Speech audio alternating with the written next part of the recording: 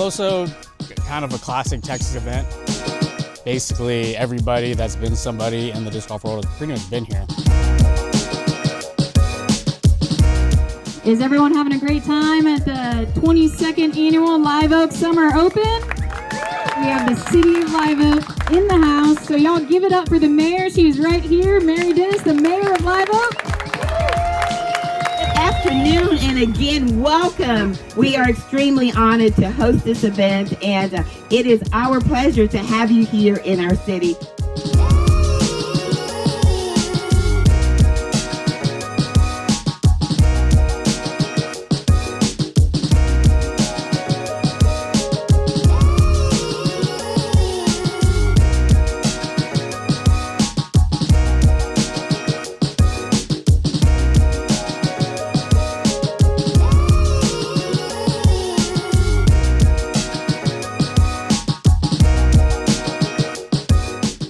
Hello and welcome back to the back nine of the 22nd Annual Live Oak Summer Open presented by the City of Live Oak. I want to thank our broadcast sponsors, Hole 13, Kraken Chains, and Armory Disc Golf. I am AJ Cueve, joined by my partner, Darren Young. What's going on, man? Yeah, we just saw some great disc golf in the front nine. It's going to get competitive, and I'm excited to see how this plays out. So let's take a quick look at the leaderboard. Again, Henry Bente with a -6 start. That could have been even better. But we got three guys tied at the top, -20, and then Logan Plake at -5, charging from the third card, I believe. I'm putting himself into the picture. Otherwise, yeah, it's a competitive event. Everyone on the lead card still very much in it. There's plenty of scoring separation in the back nine, plenty of opportunities to gain strokes. So I'm excited to see how this plays out.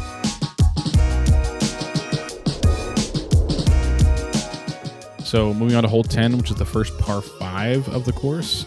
Really no OB to speak of on this hole. There is the sidewalk on the left.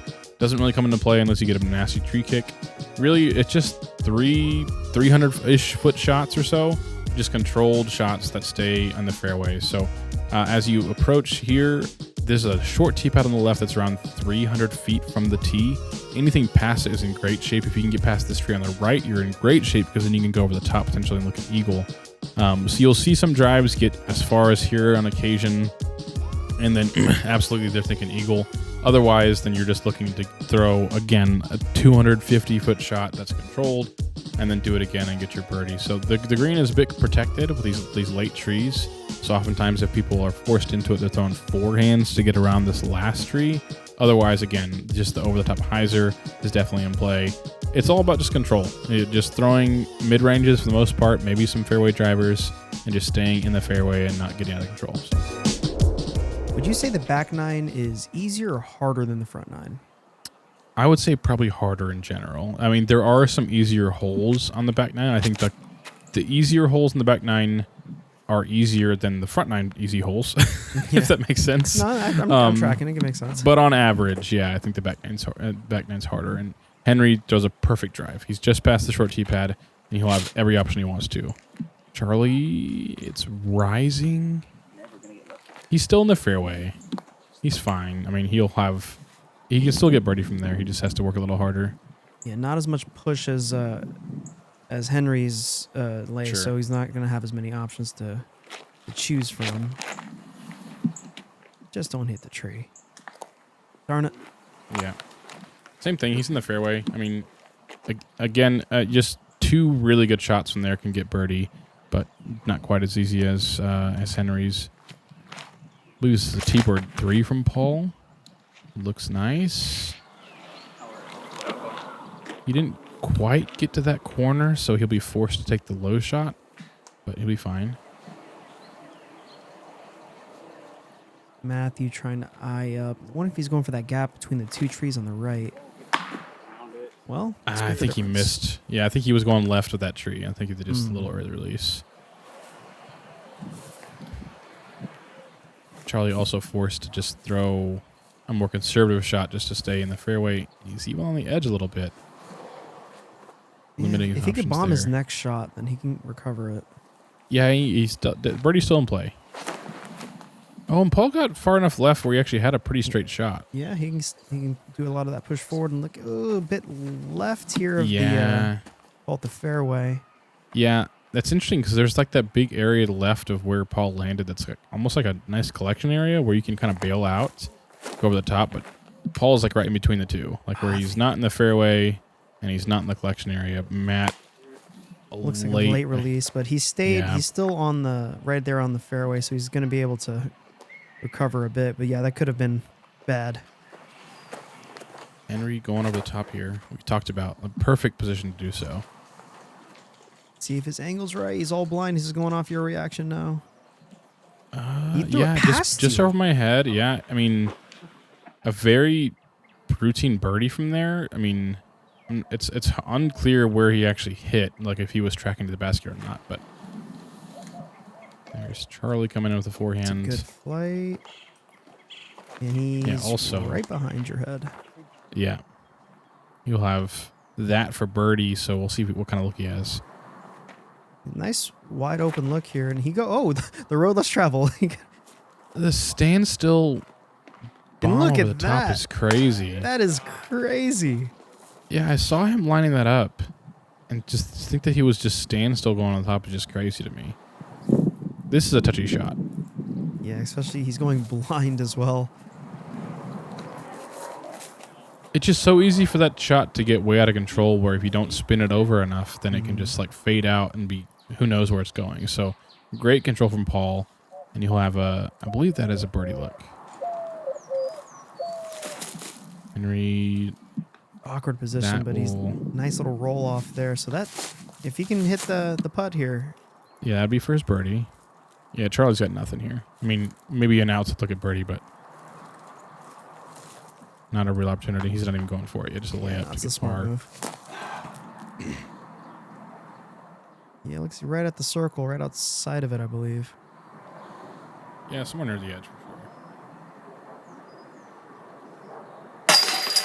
sure. There he is. Henry keeping it going. Talk about not letting your nerves get you. Not gonna put. All he's thinking is just don't spit out, please. Yeah. Paul All also getting answers. birdie. Yeah. So keeping it going as well. And surprisingly, this is the hardest hole on the course. I for it being, completely believe that. I mean, it's only an 800-foot par 5, right? And I'm surprised there are no eagles. It just being a shorter hole, and position like if you're in Henry's position off the tee, I think that these guys are definitely on that caliber of getting eagle from them. Yeah, averaging nearly a half a stroke over par. So plenty of bogeys are worse. But yeah, a fun hole. So moving on to, like I was saying earlier, it's a less than 200 foot hole, but it's so touchy. So big challenge again is just this hill, rocks everywhere, rough left and right. If you come to this basket with any speed at chain height, you're going all the way to the bottom of the hill, no chance of birdie. So this really tests a player's touch, their ability to control their speed. Henry just going high.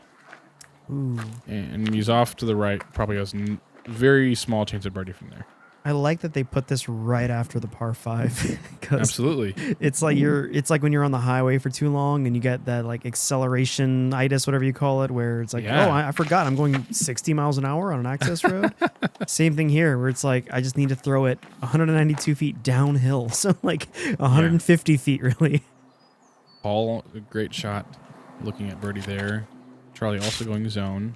Nice gentle little flick, and is it going to come out of the trees? No. Maybe he has a look. Probably not. No, that's The shot that you want to throw here is just this straight backhand shot, and maybe a straight forehand as well.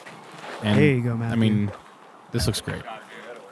And all the guys are like, yeah, doing the regular bread and butter move. Well, it's just funny because like this hole is so simple on its surface, but like asking the guys that are throwing 400 to 500 feet with regularity to just tempo down a little bit and throw a 200-foot shot with any speed control that's asking. I mean, I'm not saying it's asking a lot, but I'm saying it's just not what they're used to, and so it's just a neat test. Yeah, I think it's great course design because I think I mentioned at the top. Good putts. Oh, Paul, Woo! sneaky left side, but It's taking back good. the lead now. It does a good job of throwing you off your tempo, and so you have to like thread the needle and kind of feather the gas because it's like It just makes you throw a lot of different discs and makes you throw a lot of different speeds, and it's just neat. Like keeps you honest for sure. Absolutely. So 2 birdies from Paul and Matt on this hole. It's just a neat hole. Plays as one of the easiest holes on the course overall, but not one that's a gimme by any means. On hole 12, another short hole, 212, but this early hill keeps you honest and makes sure that you're getting your height right and just moving left to right. And so you're going to throw mostly backhand turnovers, your forehands. There is out of bounds that is relevant in this hole, this sidewalk to the right. So if you don't control your speed coming in, you could go out of bounds. This is definitely one they want to get though.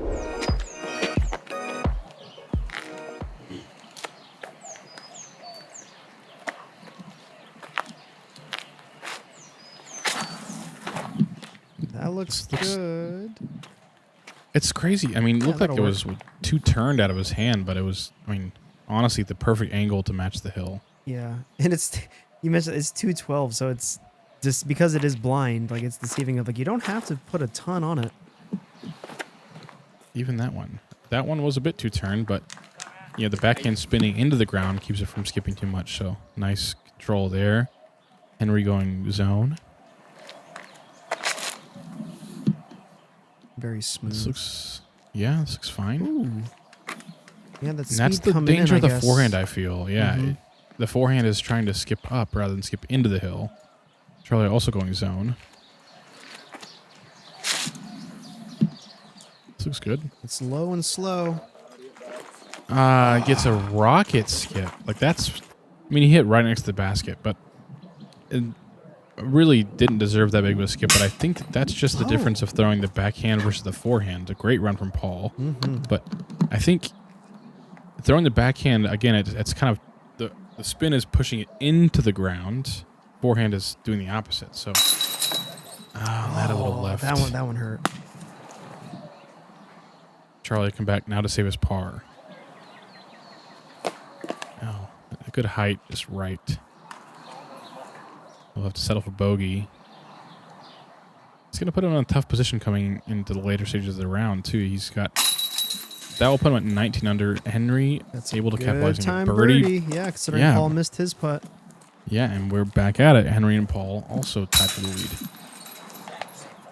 So all of a sudden, Paul and Henry 3 strokes better than our card, at least. We'll have to take a look at the leaderboard after this. But one real quick shout out, though. Sam DiCarlo was an ace on this hole. Let's go. Would have loved to have seen that. Would love to know if he threw a backhand straight in or what. But yeah, nice ace from Sam DiCarlo. So otherwise, let's take a quick look at the leaderboard. So Henry Bente, again, 8 under through the first 12 holes and is tied for the lead.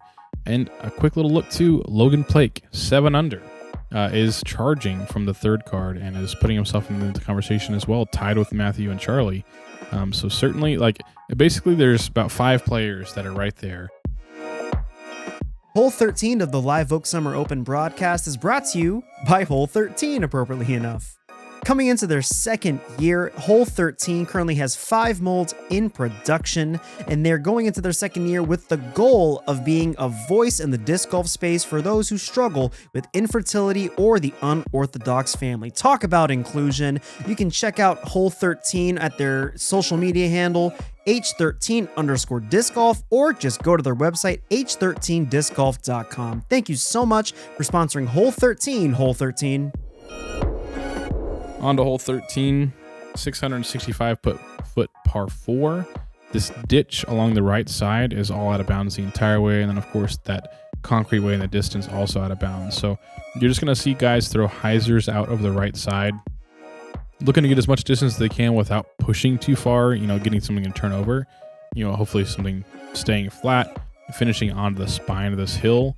But, of course, the more distance you get past this last tree on the left, then you're going to be in great shape and have an easy open look to the basket. So again, it's a nice challenge to push as far as you can without flexing something, right? You just want to throw something flat, let it turn a little bit, and then stay onto that spine of the hill.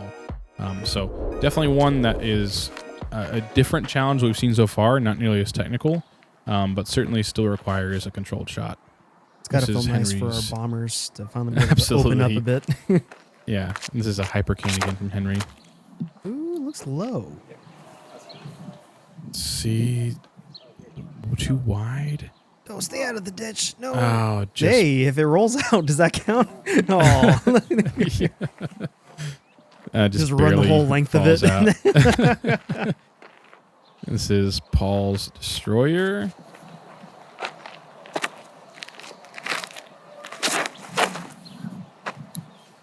This looks, this looks exactly what you want.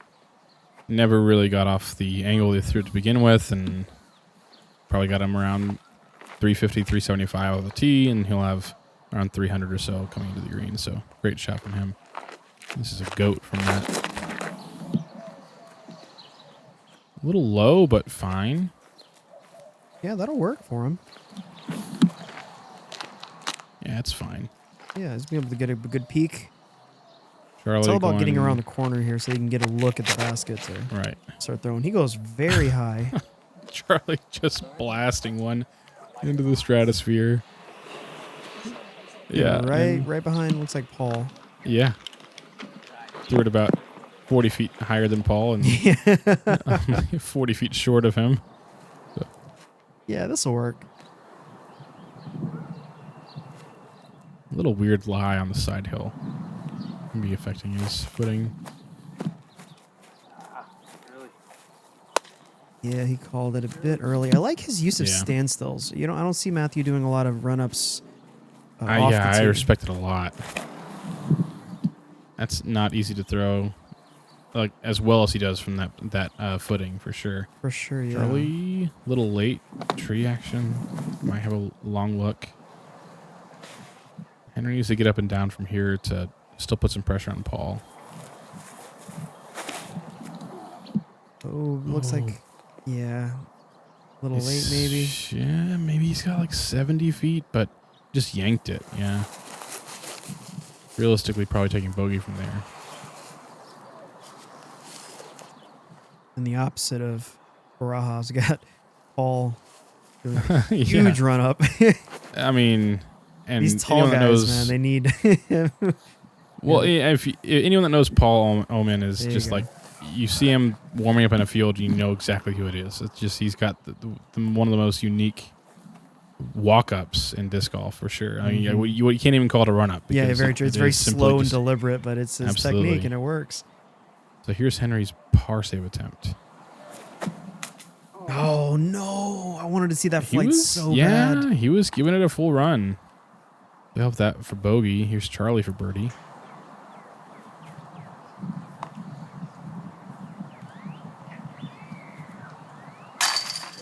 Great Look at putt. that. So floaty. Yeah, little spinny from Charlie there. Stayed up and like that's not what I'm used to seeing from him. But yeah, keeping himself in the picture. This Paul get a stroke, 2 strokes on Henry actually. Very nice putt. Yeah. So Paul separating a little bit from here, assuming Henry can make this putt.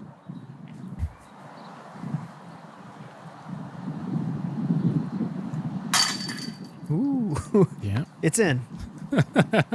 You have the dichotomy here. Paul's like floating inside the chains when it's done, and then Henry, again, it's a stab. Yeah. Matt staying steady, getting this par. On to hole 14.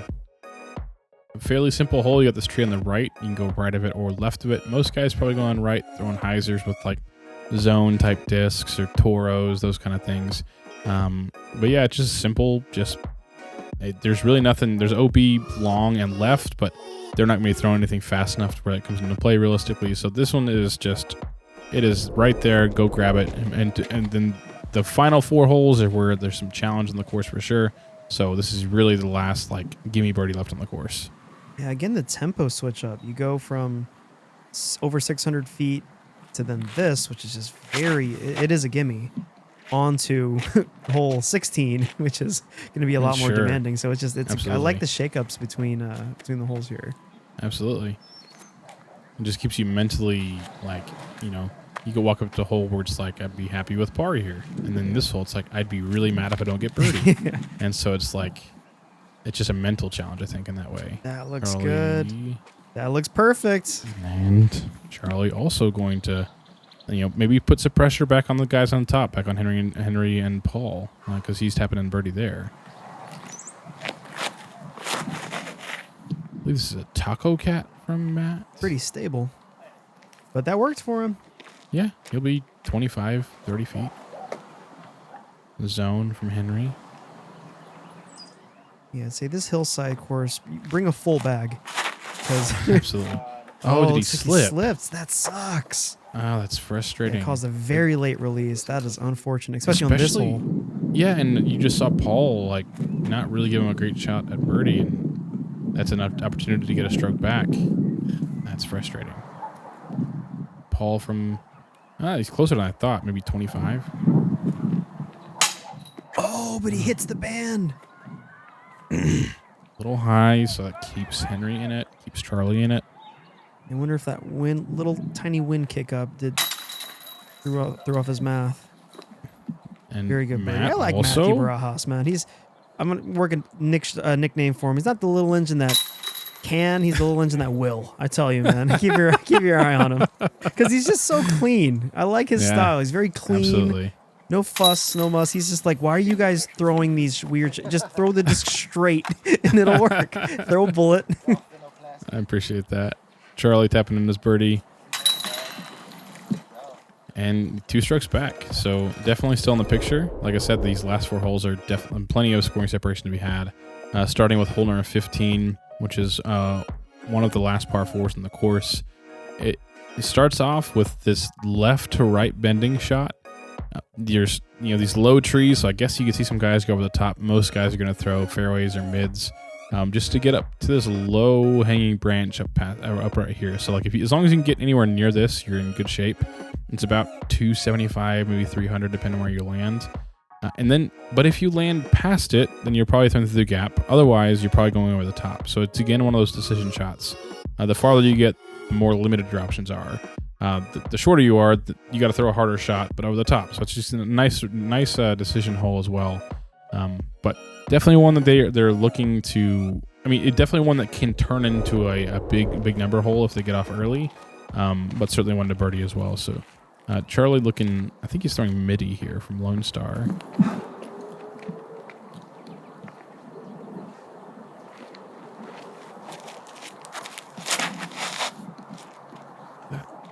It's a great flip.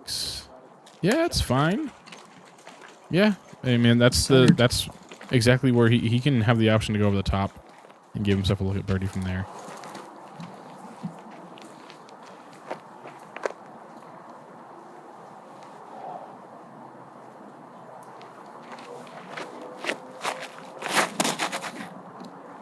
Looks fine. That'll work Just too. turning. Yeah, no problem. Yeah, a little bit further back, but yeah, same kind of deal. He's gonna have to make a decision. Yep.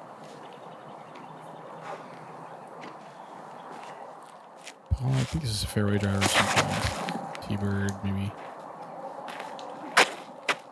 Toes the line a little closer. Oh, gets a weird little skip, and he's going to be in jail for his second, but he got plenty of distance, so it shouldn't be in danger of bogey, but Henry going with a probably not getting forehand. birdie. This is an interesting play. I believe this is an avalanche from DGA. He swings it wide. It's such an interesting play. Yeah. Like, it shapes much better for a backhand, but because the forehand is skipping, the hill kind of moves to the right. Matthew going to the top here. Oh, it's huge. Yeah, that looks really good. Get through. Get through. There you go. Yeah. It plinkoed down from the tree all the way down there, so he's got a good look. Henry also going over the top. But yeah, just the hillside makes the forehand kind of weird, but he played it perfectly. Oh, that's early left. Yeah. Height was right, but yeah, behind the just trees and cactus patch there. Didn't feel like he held the disc long enough. Just let it go a little early. Oh, and Charlie's going the middle here. Looks like. I think this is a buzz.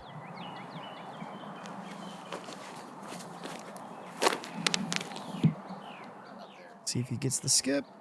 Reward him for He's on throwing rock. the gap. There you go. Yeah. Tough All's just like, yeah, just the straight gap. He deserves to have it parked there. Very unfortunate. Paul's going to have some work now to save his par. Had no options there, though. This looks good. That looks really good. I like the shape. Yeah, yeah. Yeah, he's got like 15. So able to save his par from there likely. Lucky for him, Henry's also kind of in his own jail there. Yeah, and now Charlie's in a position where he's got a birdie putt that can put himself back in the picture again. Matt have anything from here? It looks like he had some kind of run. Yeah, it's about best case. Sort of drilling it. I mean, he had a lot of potential branches and stuff to snag his disc, so I'm sure he's just happy to be out.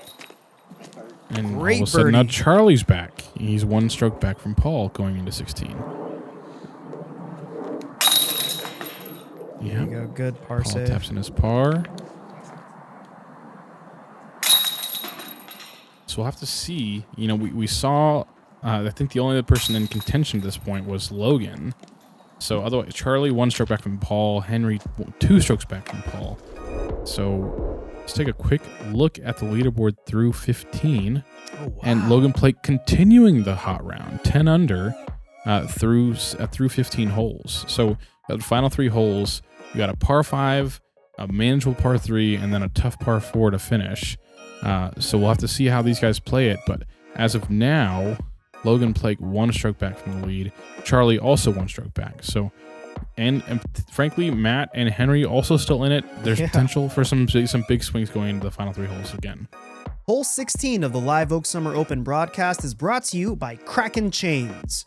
Jared Schneider was born and raised in San Antonio, Texas, and is the sole owner and operator of Kraken Chains. He has a couple thousand discs in stock, and he's located near the airport in San Antonio. If you want to check out Kraken Chains, you can go to their social media, Kraken Chains Disc Golf Shop. The link will be in the show notes, or just go to the website jeffsbackyard.com. Thank you for sponsoring Hole 16 of the Player 4 Productions broadcast of the Live Oak Summer Open. Starting off with a par 5, hole 16. This one is similar to the last par 5. You've got pretty much only one option. You're just throwing straight through these trees. I mean, you could theoretically go high, but as soon as you get out of control, you're in absolute jail. Both sides are very thick rough. You just don't want to be in it. So throwing to around here is ideal. Around 320, 330 from the tee. Maybe a little longer is great. Just staying in the fairway is the main goal. And then the second shot, you have more options to go high because there isn't quite as much high stuff to worry about.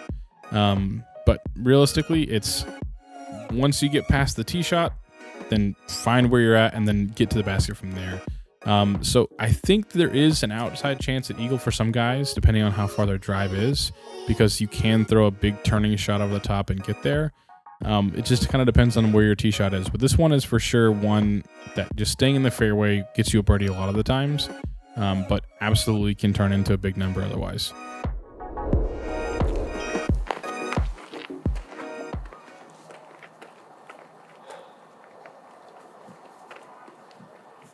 This is T-Bird 3 from Charlie. Wants to apply some pressure. It's the trees. Didn't quite turn it enough. Maybe he can still get... Definitely not eagle. Probably can still birdie, though. Oh, that's swung very wide. Hopefully it flips. Oh, no. Yeah, he just... Pretty early release, I think. Got some fans out on the course watching. We had a nice little group. Very dangerous hole to be at. To want to watch, though, because you got to poke your head out to see what's going on, but you don't want to get drilled, obviously. All going Valkyrie here. And it's looks great solid. flip. Let's see. Wow, a Oh, lot of even forward get some movement. nice scoop. Holy Yeah. cow. That'll I mean, work. he's on that outside edge. Like, maybe some long shots could get close to the green from there.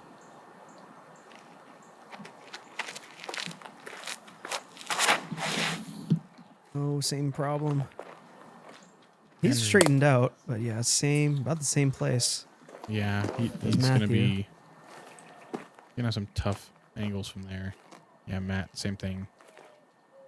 I mean, again, this is still with 2 really solid shots. You can get birdie, but there requires some Fight really good shots. now. This That looks can good, though. work, yes. Big ol' skips here at the end. Exactly, yeah, that will definitely work. I think It just I mean, got a obviously- little too close to the trees. It's gonna Yeah, be if it were tough for him pushed to out, get. would have been Right. better, but he's still, if he can throw high and the move he's been doing of just high and hyzered. Oh no. Oh, the footing was kind of weird for Henry, and he's gonna have a tough time. Probably no birdie in play now for him.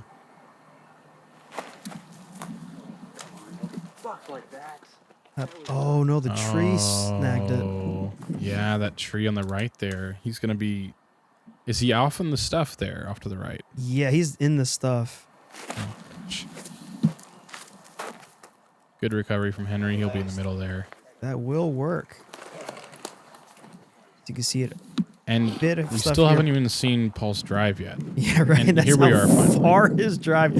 That forward push on the end was crazy. Like you really can't guess or really predict at all the Oh, and he is going kind over of the skip you're top. gonna get.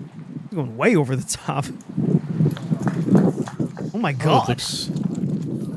Oh my Jeez. goodness. Oh my He's got god. like 15 feet for eagle.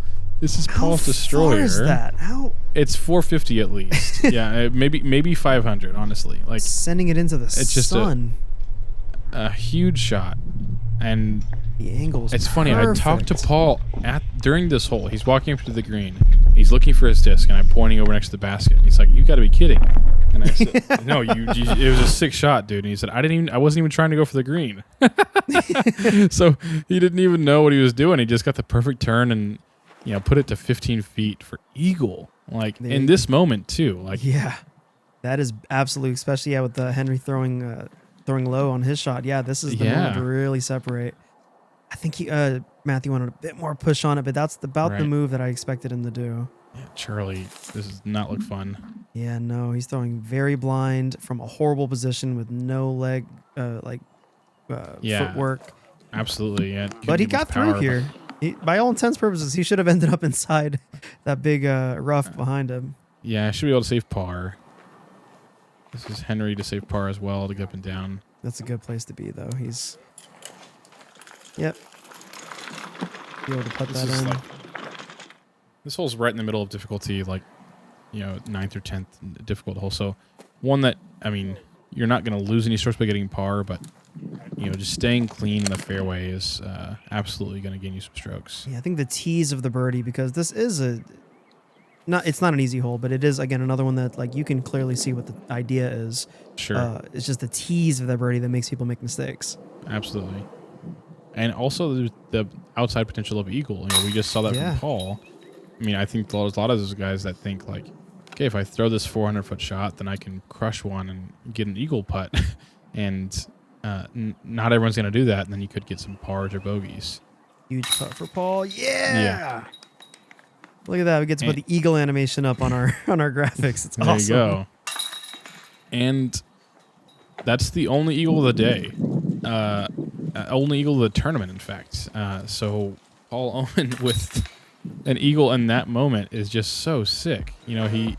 He's got 2 or 3 guys chasing him, and then he just drops an eagle to separate himself. Logan Blake was 1 stroke back, and it's just a huge shot. And it really puts the gas. It really puts him in the driver's seat from here on. So hole 17 is a par 3, pretty simple par 3. There's not much. There's no OB to speak of. There's just that early tree. Pick a side. You can go high. You can go left. Go right. This one's just kind of a cool down from the last hole, and then you're prepping for the tough 18. But it just what a crazy moment. Yeah, for sure. The timing couldn't have been better for Paul. And an incredible shot. In the zone now.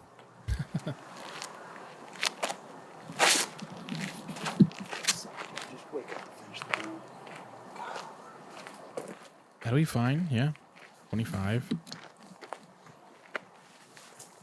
At this point in time, you know, depending on where Logan's at least for Charlie and Henry, they just got to hope for Paul to make some mistakes. Matthew going real wide. That'll be fine. Yeah, that'll work too.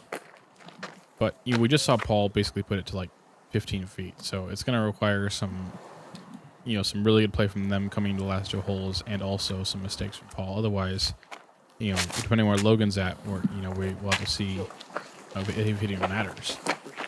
That'll work Henry, too. that's Yeah, fine. shout out to Logan Plague. Check out our Texas State coverage to see him playing that. He was on I believe the lead card at the end. Or was it the Nice end? No, putt for from round Matt. 1. Yeah, he was on the feature card round 1.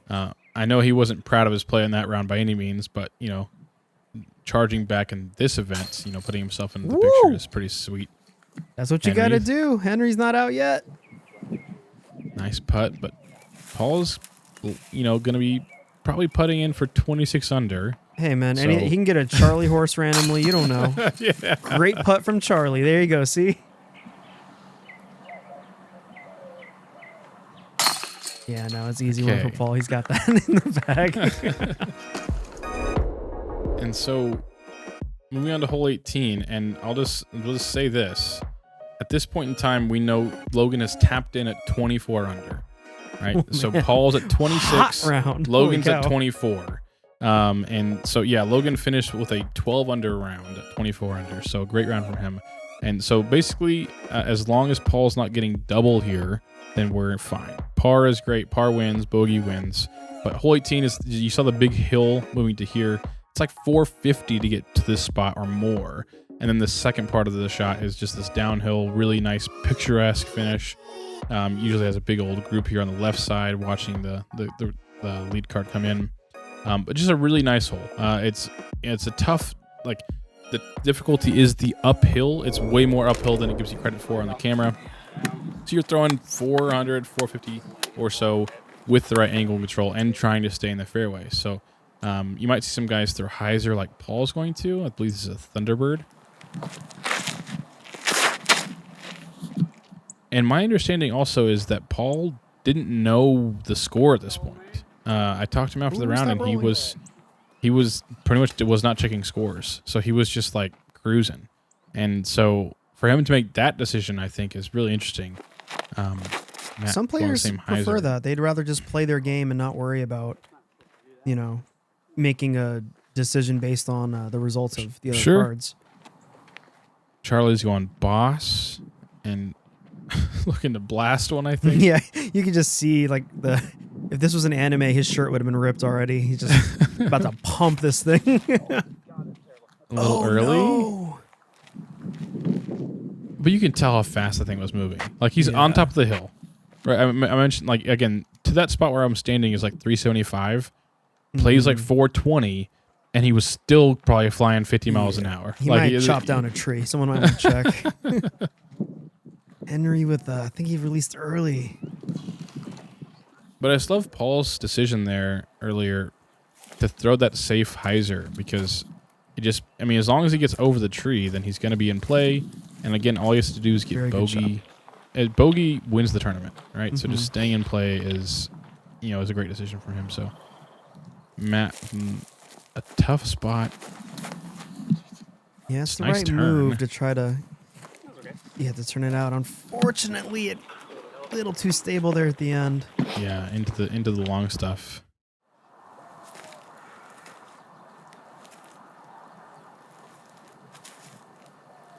I don't think Paul's going for the green from here. It looks like he's throwing some kind of mid-range. No, it actually looks like a driver of some kind. Oh no! A little late release. Hit top of the hill, but again, that's fine. I mean, he needs 3 shots from there to win the tournament. Charlie's just breaking the hole. Big turning forehand. Didn't turn it quite enough. And Charlie's going to be He's deep in that stuff. Yeah. chasing down a disc in the woods.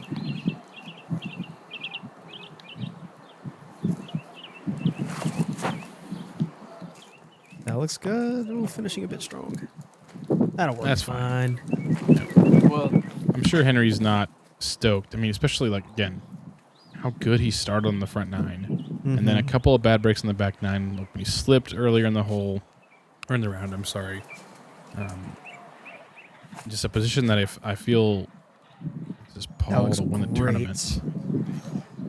Oh yeah. my God, that is perfect. And that just locks it up for Paul.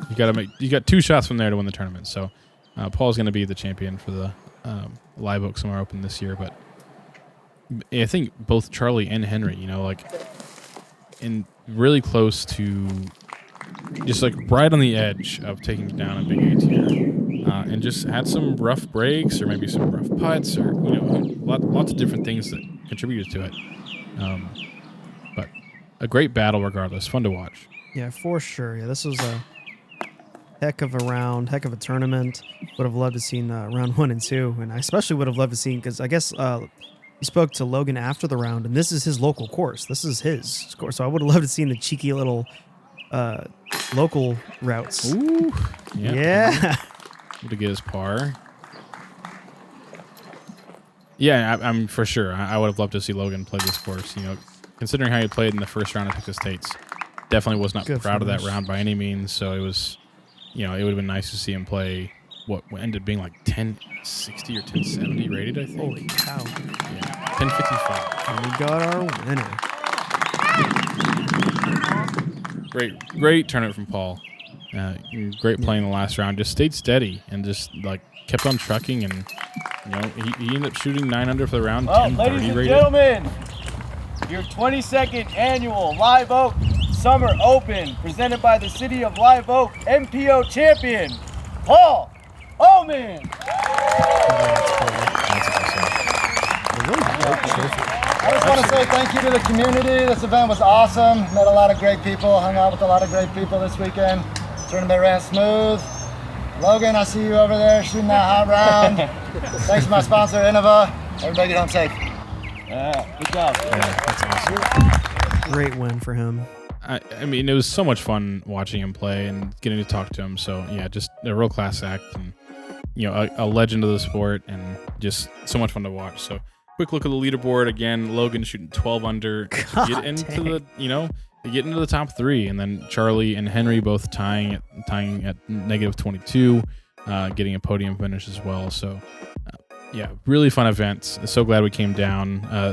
Thanks to the City of Live Oak, thanks to Amy Monahan, Jay Almaguer from Lucky Ace, the entire tournament staff. Just a really well-run tournament, a fun property, and yeah, AJ, wrap it up.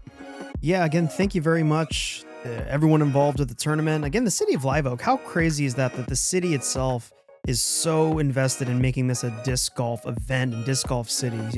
At the Sizzle Reel, you saw the mayor was there during the tee off for our card. So again, thank you very much, City of Live Oak. Thank you so much, everybody, for joining us for the final round of the 22nd annual Live Oak Summer Open, presented by the City of Live Oak. I want to thank our broadcast sponsors, Hole 13, Kraken Chains, and Armory Disc Golf. If you guys want to have P4 cover an event sometime in the future, we're working on our calendar now. You can go to our link tree that'll be in the show notes. You can hit us up at productions.player4@gmail.com, or just message us on any of the social stuff. And if you want to support us, we're not asking for any monetary stuff right now. If you just want to help us out, just hit subscribe, do the bells, do the things on Instagram, whatever you can to help boost our numbers up, just so that when we do talk to these tournament directors, we show them that we provide a lot of value. So thank you guys very much for checking us out. And until next time, everybody, see you next round.